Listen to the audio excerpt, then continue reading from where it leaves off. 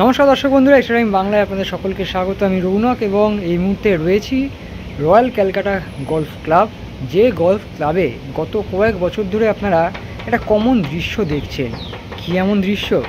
এই দৃশ্য হচ্ছে কি, পিছনের সবুজ গলফের যে গ্রাউন্ড দেখছেন, সেই গলফ গ্রাউন্ডে দাপিয়ে বেড়ান কিছু বেগুনি জার্সিধারী ক্রিকেটার। হ্যাঁ, ক্রিকেটার কিন্তু খেলছেন গলফ। বুঝতেই পারছেন কাদের কথা বলছি। কলকাতা নাইট রাইডার্সের ক্রিকেটাররা প্রত্যেক মরশুমে যখন এখানে খেলতে আসেন, সেই খেলার মাঝে নিজেদের ক্রিকেট ম্যাচের মাঝে একটা দিন সময় করে তারা আসেন, এই গলফ ক্লাবে গলফ খেলেন। এবং আপনারা জানেন, বিশেষ করে বিদেশি ক্রিকেটার যারা রয়েছেন, বিদেশিরা যারা রয়েছেন, তারা কিন্তু গলফ খেলতে খুবই ভালোবাসেন। আর সেই গলফ খেলার জন্যই আজ এসেছিলেন অনেকে। কারা এসেছিলেন সেটা আপনারা ভিডিও মারফতই দেখতে পাবেন। নরখিয়া এসেছিলেন ডিকক।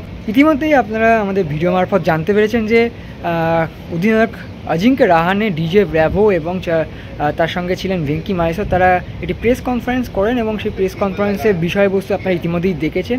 তবে নাইটদের যে গলফ খেলা, সেই গলফ খেলা কিন্তু চলছে। তবে সূত্র মারফত আমরা যা জানতে পারছি যে ডিকক এবং বেশ কিছু কলকাতার ক্রিকেটার কিন্তু এই গলফ ক্লাবে মাঝে মধ্যে যখনই সময় পান, যখনই দুটো ম্যাচের মাঝখানে অনেকটা গ্যাপ থাকে, তখনই তারা এখানে এসে গলফ খেলে সময় কাটান।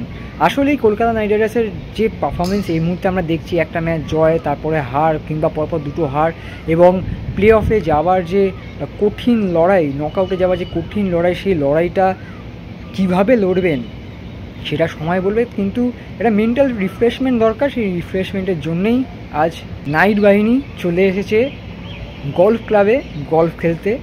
চলুন সেই গলফ খেলার, আপনাদের প্রিয় ক্রিকেটারদের গলফ খেলার বিশেষ কিছু মুহূর্ত দেখে নিই।